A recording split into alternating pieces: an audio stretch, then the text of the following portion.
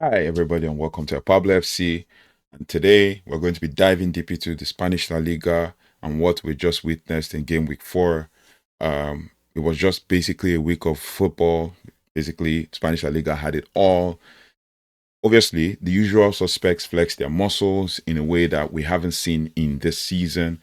One of the, perennial contenders finally got a much needed, monkey off its back and a promoted underdog is also doing something absolutely amazing that nobody ever predicted. So we're going to just basically break down Spanish La Liga, the games that went on over the weekend, and the last one that just finished. Just so you know, the last game that just finished 3-2 for RCD Espanyol to RCD Mallorca. So Espanyol versus Mallorca, and they're 3-2. I think one red card for one of the players, as the case may be. So we're just going to be talking about it. And I mean, this weekend was a statement, basically. A week where the league table began to find its shape.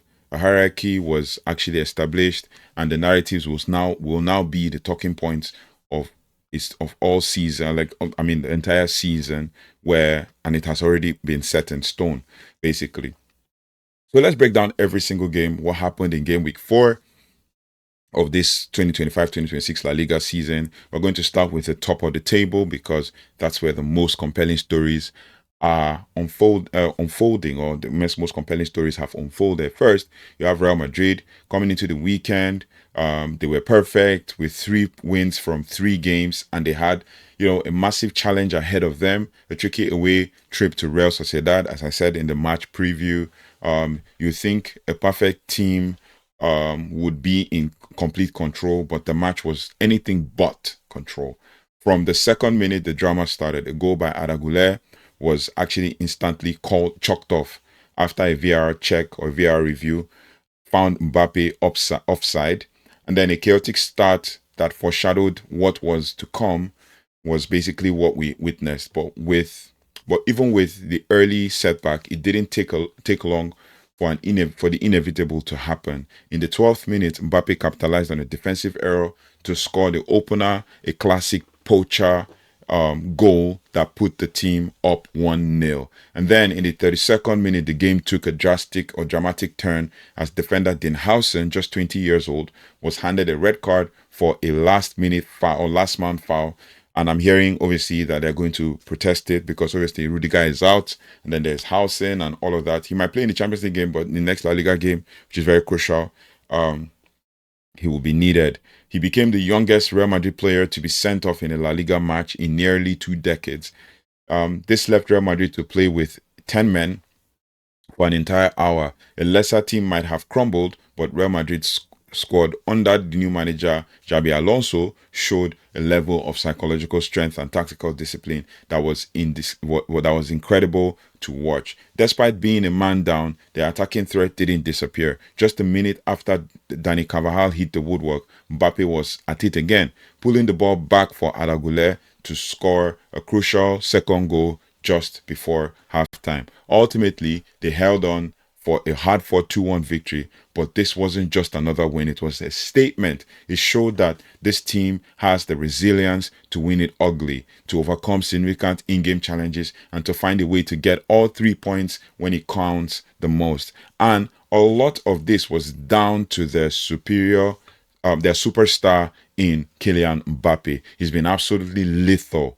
Not only did he score, but he also had an assist, and he also completed all 7 of his attempted dribbles against Real Sociedad, the most of any player with 100% dribble success rate in Europe's top 5 leagues this season. His impact is undeniable, and he is currently the league's top scorer with 4 goals. While Real Madrid showed their grit, their eternal rivals, Barcelona, delivered a spectacle of pure, unadulterated performance. Their home match against Valencia was a masterclass in attacking football, a 6-0 thrashing that was both the highest scoring match in the biggest home victory of the season so far. The result sent a powerful message to the entire league. Barcelona is a team with immense firepower. And it wasn't just one or two players. Excuse me. It wasn't just one or two players. basically. It was a team performance. Basically, it was a team performance. I saw three different players score a brace. Fermín López scored two, Raphinha scored two, and Robert Lewandowski scored two. All basically scoring doubles in that game. Now, the domination was not complete. Domination by Barcelona was so complete that according to one report, it was hard to remember a single time that Barcelona's goalkeeper even had a touch of the ball. That is very, resounding to hear. Now, the match wasn't without its powerful emotional moments either. Robert Lewandowski, on the day of his 150th appearance of the club, finally scored his first goal of the season, a powerful finish that rattled the top corner. He followed it up with a second, which was initially disallowed for offside, but was rightly awarded after a VAR review. But also, perhaps the most heartwarming moment came with the return of Marc Bernal, who provided the assist for Lewandowski's final goal, right?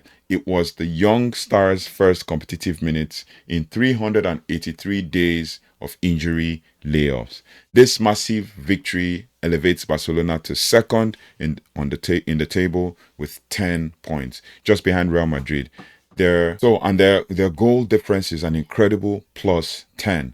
I mean, the best in the league by a significant margin, interestingly. And what we can also note from this is that all of this attacking brilliance happened in front of the lowest attendance of the season, with only 5,862 people present at the Estadi Johan Cruyff. This is because Barcelona is playing at a smaller venue while their iconic Camp Nou stadium undergoes major renovations. Now, while the top two established their dominance, game week 4 was also about a crucial turning point for Atletico Madrid. Coming into the weekend, Diego Simeone's men had endured the worst start to the top flight campaign, as I said in the match preview, with 2 draws and 1 loss from their first 3 matches, but a confident 2-0 victory over a strong Villarreal side, provided a much needed boost and their first win of the season. Now, the goals actually came, I think, for Atletico Madrid. If we're going to look at that scoreline, I think the goals actually, just give me 1 second. Yeah, two goals scored, and the goals actually came from Pablo Barrios, who was set up by clever Julian Alvarez assist, and debutant Nico Gonzalez, who sealed the victory with a powerful header. The crucial win propelled Atletico Madrid into 11th place and extended their unbeaten run against Villarreal to 6 matches in La Liga. Now, the pressure on Simeone has finally been alleviated some way, and they can now look to climb back toward the top 4. Beyond the title race, the battle for the remaining European spots and the fight for survival are also taking shape as well. A few results from the weekend were particularly significant. That's one thing we can actually observe from. So, as I said, the fight for survival was taking shape, and we could particularly see a significant turn of events. First, Getafe continued their surprisingly strong start, securing their decisive 2-0 home victory over newly promoted Real Oviedo, and the win pushes them into a commanding 3rd place in the league table with 9 points. A key reason for their success is an outstanding player or midfielder, as we can call it, Luis Milla, who basically currently leads the entire league in assists with 4 this season. Then, conversely, Athletic Bilbao's perfect start came to a crushing halt as they lost. Just checking the score line here, Athletic Bilbao lost 1-0 to Deportivo Alaves. A shocking 1-0 home defeat to their Basque rivals, Deportivo Alaves. It was a major setback for their aspirations, but they remain in strong position, tied for 4th place with Getafe. And then there's the story of Elche, right? They were one of the newly promoted sides, and preseason predictions had them firmly in a relegation crucible, but they had defied all expectations. I mean, the impressive away draw against Sevilla means that they remain one of only 3 teams in the entire league to be unbeaten after 4 match days. That's a group that, you know, includes none other than Real Madrid and Barcelona. Their remarkable achievements set them apart as a team to watch, a true underdog story, as the case may be. For Elche, they played a 2-2 draw with Sevilla. Of course, the other 2 promoted sides are struggling as predicted. Levante and Real Oviedo find themselves in the relegation zone, a testament into the difficult transition to the top flight. But they also are not alone down there, as Girona, the surprise package from a couple of seasons ago, had a dreadful start. A late penalty salvaged a 1-1 draw against Celta Vigo, finally giving them their first point of the season after 3 straight losses. Their goal difference of -9 is the worst in the league, confirming preseason concerns about their defensive vulnerability and placing immense pressure on their coach. All told, game week 4, basically in the 2025-2026 La Liga season, was a crucial inflection point. I mean, it gives us a clear picture of the 2-horse race, obviously, as we all know, that happens every season, Barcelona and Real Madrid. A crucial psychological breakthrough for a traditional powerhouse and a compelling battle for European places and survival. It was a week where narratives took place, and the stage is now set for the season of intense, unpredictable, and thrilling football. So it's something we are going to try as much as possible to do deep dives and analyze like this. We've just kind of broken down the game. Just to give you a recap, Sevilla drew to Elche 2-2. Getafe beat Real Oviedo 2-0. Real Sociedad lost 1-2 to Real Madrid on Saturday. Athletic Club lost 0-1 to Deportivo Alaves. Atletico Madrid won 2-0 to Villarreal, to a very strong Villarreal. Celta Vigo played 1-1 with Girona. Levante played 2-2 with Real Betis. Osasuna played 2-0 with Real Vallecano.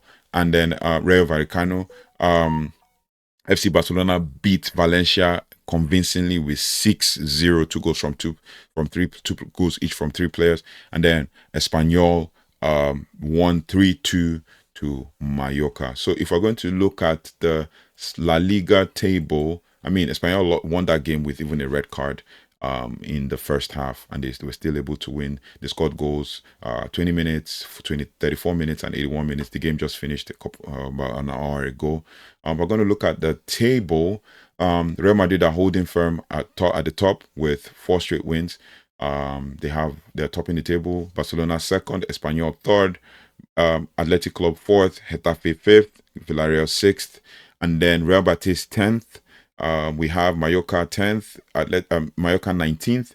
We have Atletico Madrid 11th, Sevilla 12th, Real Vallecano 13th, Celta Vigo 14th, Valencia 15th, Real Oviedo 16th, Real Sociedad 17th, and then Girona is 20th, Levante is 18th, as the case may be. So basically, that is how the La Liga table is. But thank you so much for watching. Thanks so much for liking, sharing, and subscribing.